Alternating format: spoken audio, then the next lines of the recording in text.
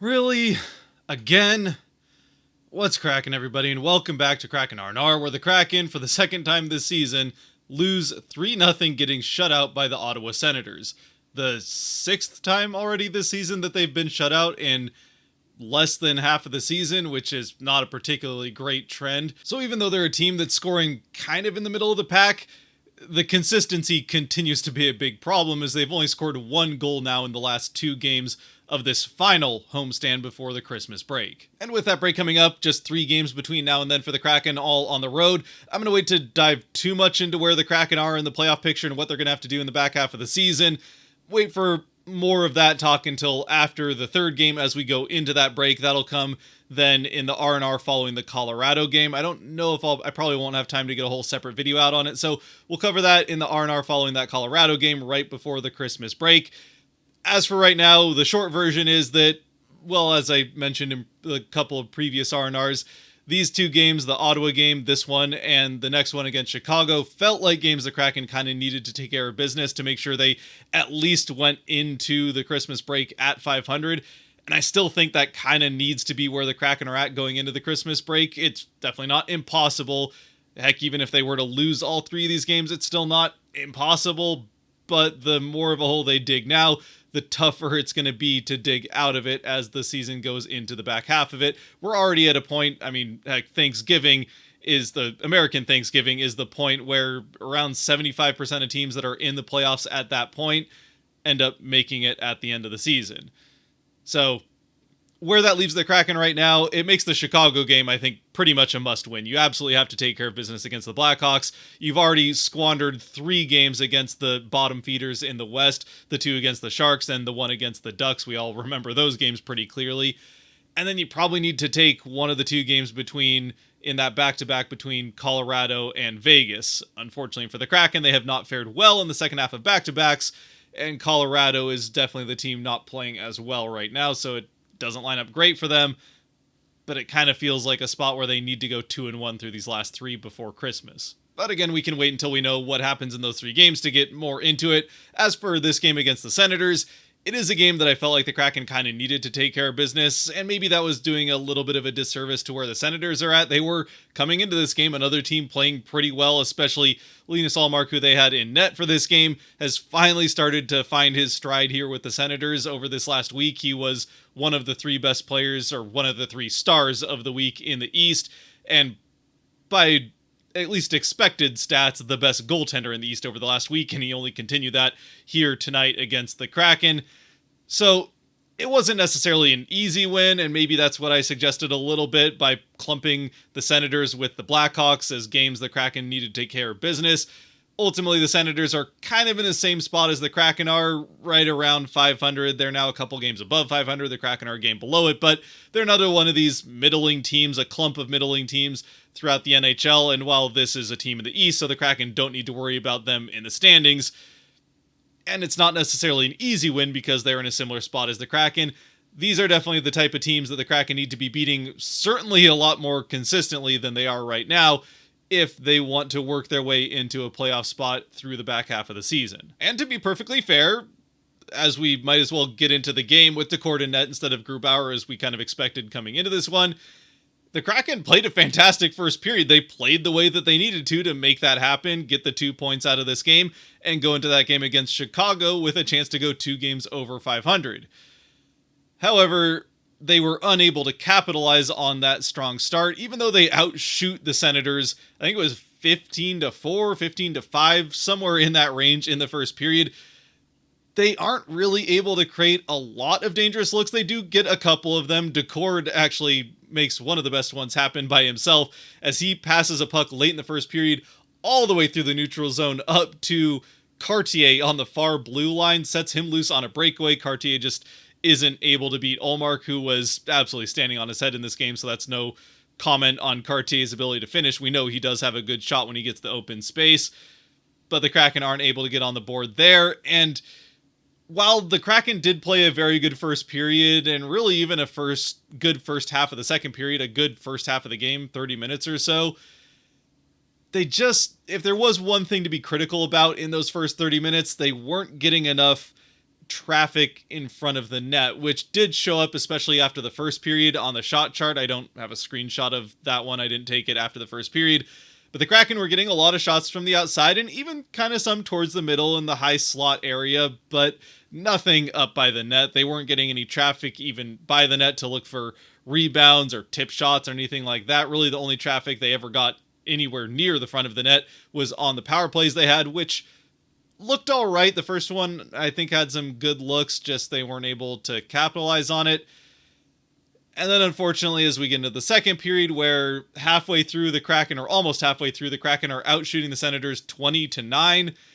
The 10th shot for the Senators flips the game right on its head. And while sure, at least to this point in the game, this shot may have come off of the worst defended back check by the Kraken of the game to that point, as Winterton is kind of a half step slow to defending this shot from Shane Pinto, it's still one that Decord has to make. I think, again, he'd be the first one to tell you that. It's a bit of a soft one that he lets up, just not able to get both pads to the ice to close up that 5-hole in time. Pinto's able to get it through Decord into the back of the net. Decord looks to the ceiling immediately, knowing that he should have had it, and the Senators get that 1-0 lead on their 10th shot on goal.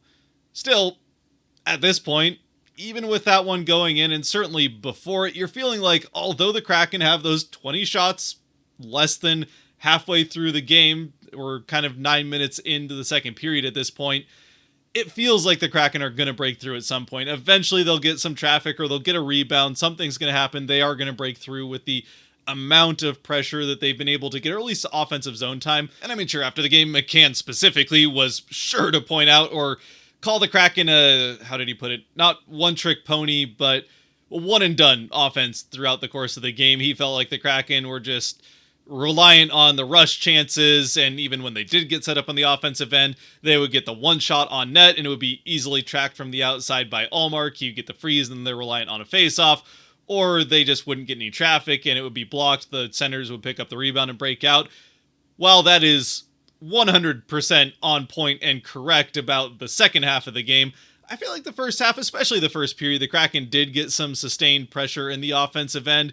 It just didn't really lead to anything close to the net. So that part of it he was right about. The Kraken were just a little bit better about picking up the rebounds after Ullmark made the relatively easy saves from the outside. Either way, though, the point is that after this goal goes in, the first one of the game, that all goes away for the Kraken. They go right to one-and-done offense, and that's even when they get that one chance. As at this point, the point where this goal goes in, it's the 10th shot on goal, like I said, for the Senators. The Kraken have 20 on net. 20 minutes later, so when we get to kind of halfway through the third period, the shots are evened up, with the Kraken having, I think it was 23-23, which then means at that point, the Senators were out shooting the Kraken in that 20-minute span from midway through the second to midway through the third, 13-3. And maybe that doesn't sound that bad, especially considering the Kraken didn't score at all, out shooting the Senators by basically the same margin in the first period. The problem was the offense wasn't the only thing to disappear for the Kraken over this 20-minute span, as the defense suddenly fell apart and looked as sloppy as it has all season for these next 20 minutes.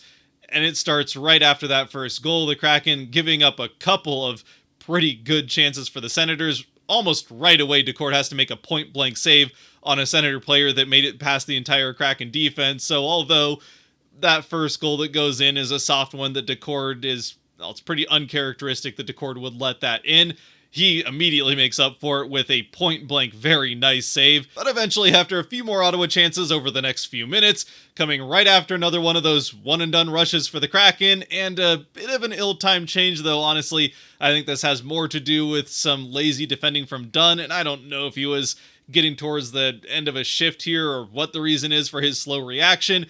But it starts with him kind of clumping too close to one side of the end as the Senators come in 3 wide into the offensive end. They've got the puck carrier and one guy coming over into one corner, and Dunn just kind of follows, I think Larson was his pair at this point, right over to that corner at the entrance of one side. The pass gets out to the other side where a wide open Gregor has all the time in the world to fuss around with the puck to get it in just the right spot to place his shot perfectly. Dunn actually has time to get over there, but even by the time he does, he just kind of lazily throws his stick vaguely in the area of where the shot's going to come from. He doesn't even get his stick in front of it. The shot goes perfectly to the top corner. And if you really wanted to nitpick, I think Decord probably could have had time to get over a little bit faster and take that corner away a little bit more and force the shot to go back to the other side. But this is just some lazy defense from the Kraken, and Dunn in particular, who I think had probably his worst game maybe of the season, but certainly since he's come back from that injury. Which then probably does make it the season, since he's only played the 5 games before the injury. Now I suppose after that goal goes in to make it 2-0 Senators, the Kraken do finally have a little bit of a response offensively, and maybe their best press 5-on-5 throughout the second period, with only the only other time that they got some decent looks offensively coming on a power play that they got early in the period. But it still doesn't amount to much of anything other than a Senators power play. Though there, I will say the one bright spot for the Kraken in this 20 minutes of sloppy nonsense was that they did give the Senators 2 power plays, which isn't a good thing, but both of those penalty kills for the Kraken, their first 2 penalty kills of the game, were fantastic. They, I don't think, allowed a shot on goal between those first 2 power plays, so even though things weren't going great at 5-on-5, they at least weren't allowing it to get worse when the Senators got the man advantage. But they didn't have that man advantage for the whole time, and back at 5-on-5, the Senators continue to press, get shots on net through the end of the second, don't extend the score until we get into the third, where once again it's the Kraken defense at work, allowing another player to get past everybody, and while they did at least do a pretty good job of shutting down Tkachuk over the course of the game, Stützle is also a very good player. They allow him to get in free on the breakaway, and while Decord does make the initial stop on the in-tight shot as Stützle tries to go 5-hole waiting until the last second to take the shot, Decord gets his stick in front of it, but it goes off the blade of Decord's stick, or at least I think it was the blade based on the sound of it, up over him and into the net behind him. He isn't able to find it until it's already over his shoulder. He tries to dive back for it, but it's into the back of the net before he can do anything about it, and it's 3-0 Senators.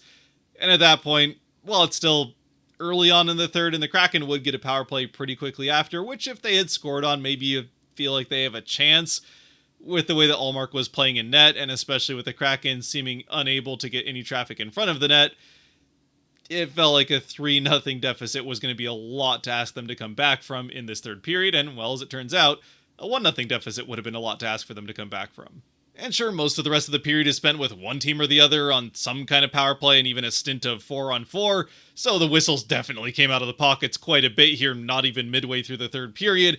And any NHL player will tell you that even when it's them going to the power play more often than the other team, which wasn't necessarily the case here, as the Senators got a little bit more power play time, I think, than the Kraken throughout the course of the third period, it still serves to interrupt the flow of play, which can interrupt a team's momentum. But it's not like the Kraken had really had much momentum to speak of at 5-on-5 through certainly the last 30 minutes of the game, so I don't think that's really anything you can use as an excuse. And well, the Kraken did look all right on the power play. They were able to create some chances, get close to the net a couple of times. They were just not able to solve Ullmark, which does actually include essentially finishing the game on a power play, which at that point was 6-on-4 with the Kraken having the empty net since before the 5-minute mark. And the Senators had a couple of chances. They missed on a couple of occasions, and Montour had what is straight up a save. I mean, skaters don't get credited for saves. It ultimately is a block shot, but he got all the way up into the crease and made a save on what really should have been an empty net goal. But in the end, the result is the same. It just matters for goal differential, as the Kraken aren't able to score even with the 6-on-4. And the Senators finish off the 3-0 shutout of the Kraken for the second time this season. So then as far as big takeaways from this game, I suppose the biggest one would be get to the front of the net when you're on offense, something that we've mentioned being a problem with this team in other points of the season when they've had trouble scoring. So it's a common trend that when the Kraken aren't scoring, it usually has to do with net front pressure and not so much shot volume. They've found ways to score a lot of goals with lower volumes of shots, but if they're not getting to the front of the net, they just aren't going to score goals no matter how many shots on net they put. They get 30 in this game, which is above average for the Kraken so far this season, and 20 of those came in the first half of it, which is definitely above average. They are on pace for 40 shots on net, which would have been right up there with their season best, but it isn't really going to matter, especially against a goaltender as good as Ullmark, playing as well as he is right now, if you aren't taking away his eyes, making him move around in his crease, or I mean, there was a couple of times that Schwarz did get net front and had some good tips. Tanev, I think, had a tip at one point, and Ullmark was still able to stop those. So it's not like it never happened for the Kraken. They were able to get a little bit more net front presence in the back half of the game, right as the volume disappeared, but still just not enough there early on. And then, of course, there's the problem of the defensive responsibility of the team completely disappearing after that first goal allowed. So between that offensively and the defensive collapse in definitely the back half of the second and start of the third, those will be things to keep an eye on here throughout these last 3 games going into the break. Now, the good news is, honestly, I think if the Kraken play basically the same exact game that they played here against the Senators in Chicago, they'll probably win it by a couple of goals. They'll find a way to get a 2-3-0 lead with that good early press, and then even by the time the defense collapse, as long as they don't collapse in front of Bedard, then the Kraken should be okay. And even at that, Bedard is having a bit of a sophomore slump of his own. But you'd like to see the Kraken not fall into some of those bad habits. That is kind of the one big trap of playing teams that aren't as good.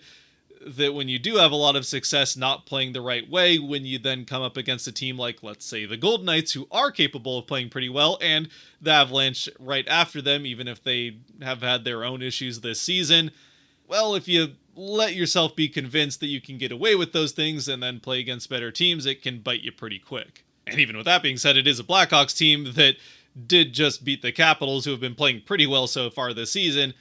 So it's not like they're incapable of beating a team like the Kraken. And, well, we've already seen the Kraken blow 3 games against teams not terribly unlike the Blackhawks. Anyway, with that, let's close things out with the Kraken 3 stars. As always, brought to you by the patrons over on Patreon.